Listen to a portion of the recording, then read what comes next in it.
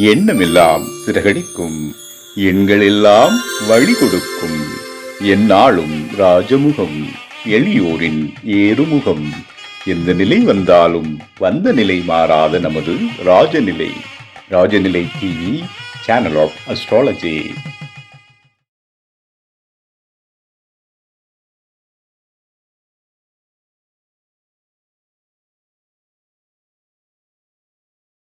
வாழ்க வையகம், வாழ்க வையகம், வாழ்க வளத்துடன். அம்மா அப்பா பாதம் அடைந்து வணங்குகிறேன். ஜோதிட குருமார்களுக்கும் நவகிரகங்களுக்கும் பஞ்சபூதங்களுக்கும் பிரபஞ்சத்திற்கு அன்பான வணக்கம்.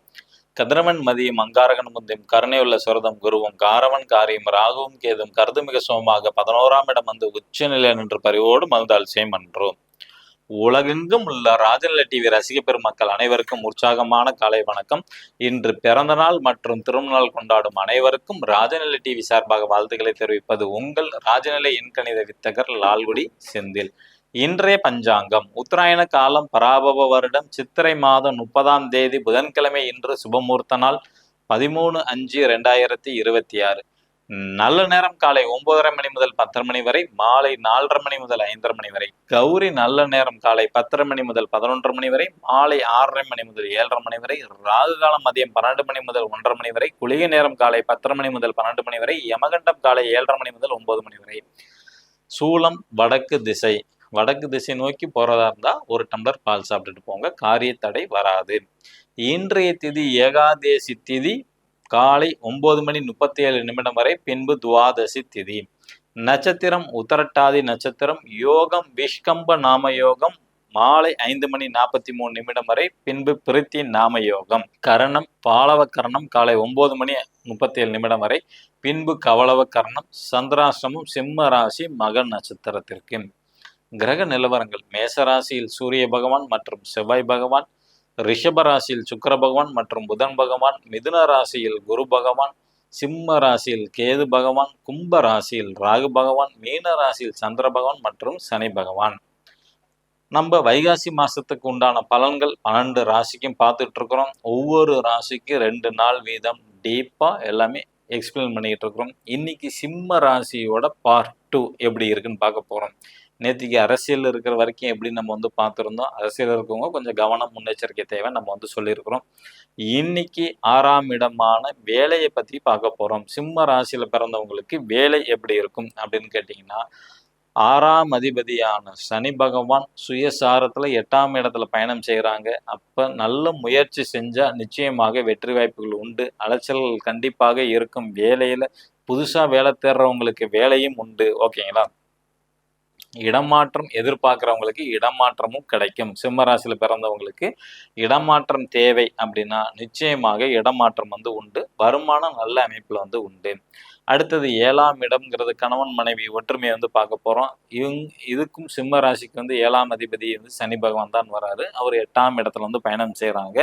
ஸோ வாழ்க்கை துணையால் அப்படின்னு பார்த்துக்கிட்டிங்கன்னா ஒரு வருமானம் வந்து உண்டு. ஏன்னா 7ஆம் அதிபதி 8ஆம் இடம் வருமான ஸ்தானத்தில் நோக்கி இருக்கிறனால காசு பணம் சேர்க்கணும் அப்புறம் எண்ணங்கள் அப்படியே தான் இருக்கும். 7ல் ராகு பகவான் கடந்த 1.25 வருஷமா இருக்கிறனால சின்ன சின்ன பொய் சொல்லலாம், அல்லது வந்து சின்ன சின்ன கருத்து வேறுபாடு வரதுக்கு வாய்ப்புகள் வந்து உண்டு, அல்லது வஞ்சக குணம் வந்து இருக்கிறதுக்கான வாய்ப்புகள் வந்து உண்டு. ஓகேங்களா?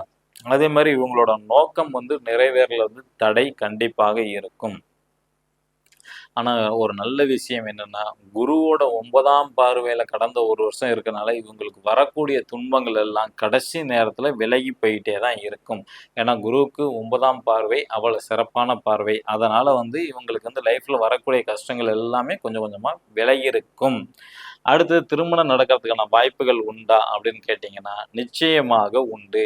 ஏன்னா 7ஆம் இடத்தை குருவோட 9ஆம் பார்வையான பார்க்குறனால நிச்சயமாக நடக்கும்.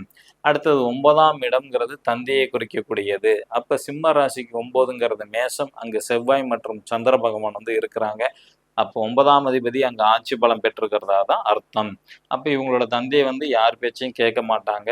சுயமாக சொந்தமாக தான் மனசுக்கு என்னப்பட்டதோ அப்படி செய்யணும்னு நினைக்கக்கூடிய நபராக இருப்பாங்க. பேச்சில் வந்து கோபங்கள் உண்டு, அல்லது இடமாற்றம் சம்மந்தப்பட்ட விஷயங்கள் வந்து ஆலோசனை செய்வாங்க. ஒன்று வீடை மாற்றலாம், அல்லது ஊரை மாற்றலாம், அல்லது பயணங்கள் எங்கேயாச்சும் நடக்கிறதுக்கு வாய்ப்புகள் வந்து உண்டு. சுய முயற்சியில் வெற்றி அடையணும். சிம்ம ராசியில் பிறந்தவங்களோட தந்தைக்கு வந்து ஆர்வங்கள் அதிகமாக இருக்கும் இந்த ஆண்டு. நிச்சயமாக வாகன யோகம் உண்டு. வீடு வாங்கணும்னு நினைச்சாலும், நிலம் வாங்கணும், இடம் வாங்கணும்னு நினைச்சா சிம்ம ராசியோட தந்தைக்கு நிச்சயமாக அது கைகூடும். வைகாசி மாசத்துல வாகனத்துல செல்லும் போது மட்டும்தான் கவனம் வேண்டும். ஏன்னா 9ஆம் இடத்தை ராகு பகவான் பார்க்கிறாரு 11ஆம் பார்வையாக. அதனால கொஞ்சம் அதில் மட்டும் வாகனத்தில் செல்லும் போது கவனமாக இருக்க வேண்டும். கடந்த 1.5 வருஷத்துக்குள்ளார வாகன விபத்தோ அல்லது சின்னதாக காயங்கள் வந்தாவே சரியா போச்சு, நம்ம வந்து எடுத்துக்கலாம். அடுத்தது 10ஆம் இடம் தொழில் மற்றும் மாமியாரை குறிக்கக்கூடியது. அப்போ சிம்ம ராசிக்கு 10ஆம் இடத்துல தான் ராசிநாதனான சூரிய பகவான் பயணம் செய்கிறாங்க. சூரியனும் புதனும் பயணம் செய்கிறாங்க. ஓகேங்களா? இவங்களை பொறுத்த வரைக்கும் தொழிலில் வந்து பேர் புகழ் அந்தஸ்து எல்லாமே கிடைக்கும். ஓகேங்களா?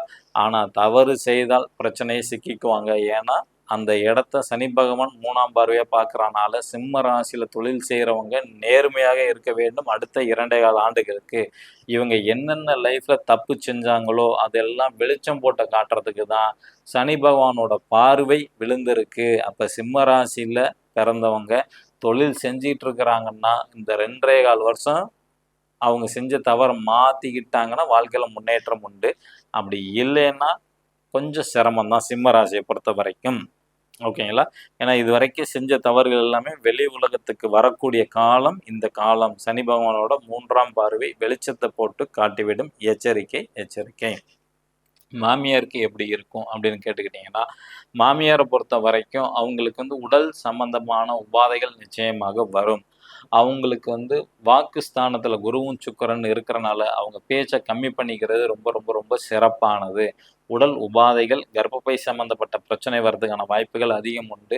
அல்லது அவங்களுக்கு புகழ்பெற்ற மனிதர்களோட தொடர்பு நிச்சயமாக கிடைக்கும். அடுத்தது 11ஆம் இடம் மூத்த சகோதர சகோதரி அல்லது மருமகன் மருமகளை வந்து குறிக்கக்கூடியது. அப்போ இந்த சிம்ம ராசிக்கு 11ஆம் இடத்துல வந்து பார்த்தீங்கன்னா சுக்கிரனும் குருவும் சேர்ந்து இருக்கிறாங்க. அதே மாதிரி புதன் பகவான் வந்து 10ஆம் இடத்துல பயணம் செய்கிறாங்க சந்திரனோட சாரத்தில். ஓகேங்களா? இப்போ இவங்களுக்கு சரியாக தூக்கம் வராது. உங்களோட அண்ணன் அக்கா அல்லது மருமகன் மருமகள் யாராக இருந்தாலும் தூக்கம் சம்பந்தப்பட்ட பிரச்சனை நிச்சயமாக உண்டு. விரய செலவு நிச்சயமாக இந்த காலகட்டத்தில் நடக்கும். இந்த விரய செலவு சுப செலவாக மாற்றிக்கிறது ரொம்ப நல்லது. ஏன்னா ஜோதிடத்தில் விரயங்கிற வர இடத்துல நீங்கள் எல்லாமே சுப செலவாக மாற்றிக்கணும். சுப செலவுங்கிறது வந்து ட்ரெஸ் எடுக்கலாம், நகை எடுக்கலாம், வாகனம் வாங்கலாம், அல்லது குடும்பத்தோட டூர் போயிட்டு வரலாம். குடும்பத்தோட ஒரு சினிமாவுக்கு போயிட்டு வந்தாலும் சரியாக போச்சு. வேஸ்ட்டாக நீங்கள் மருத்துவமனை செலவுங்கிறது பண்ண வேண்டிய அவசியம் வராது. விரைய செலவு தவிர்க்கப்படும். ஆன்மீக பயணம் பண்ணுறது ரொம்ப நல்லது. தீர்த்த யாத்திரை அல்லது ஸ்தல யாத்திரைக்கு போயிட்டு வந்தாலும் ரொம்ப சிறப்பு.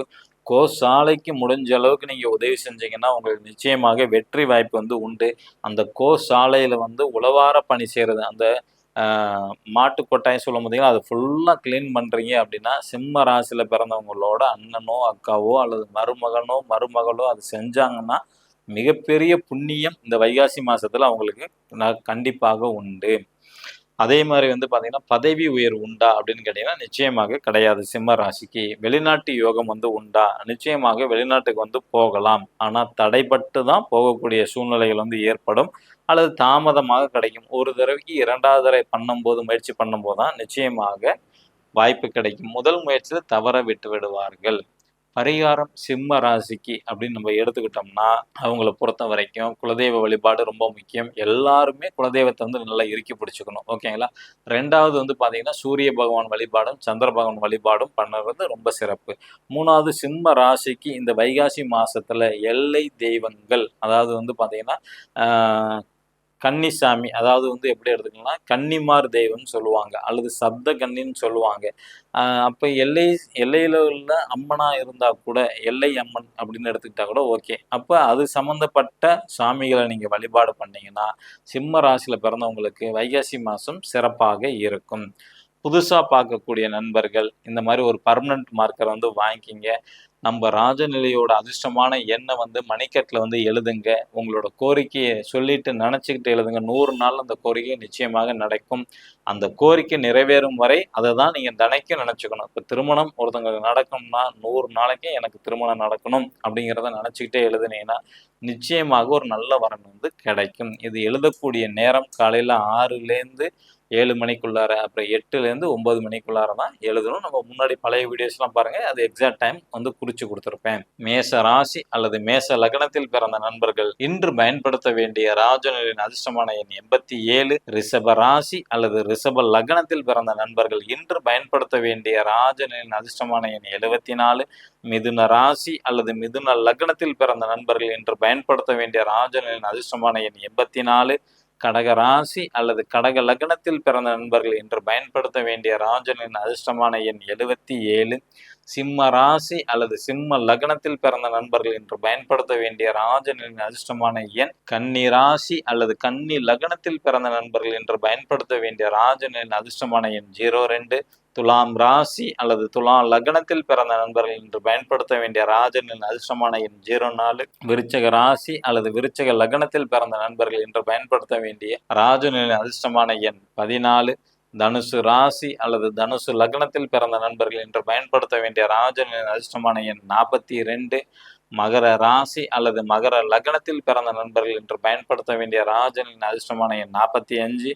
கும்ப ராசி அல்லது கும்ப லக்னத்தில் பிறந்த நண்பர்கள் இன்று பயன்படுத்த வேண்டிய ராஜனின் அதிர்ஷ்டமான எண் 72. மீன ராசி அல்லது மீன லக்னத்தில் பிறந்த நண்பர்கள் இன்று பயன்படுத்த வேண்டிய ராஜனின் அதிர்ஷ்டமான எண் 41. இவை அனைத்தும் காமனான எண். உங்க ஜாதகப்படி நீங்க பயன்படுத்தக்கூடிய செல்போன்ல அல்லது ஏடிஎம்ல அல்லது நீங்க எங்க பாஸ்வேர்டு பண்ணாலும் உங்க அதிர்ஷ்டமான நம்பர் தான் பயன்படுத்துறீங்களா? ஏன்னா சில பேருக்கு விரயம் வந்துகிட்டே இருக்கும். காசு நல்லா சம்பாதிப்பாங்க, ஒரு சைடு விரயம் ஆகிட்டே இருக்கும்.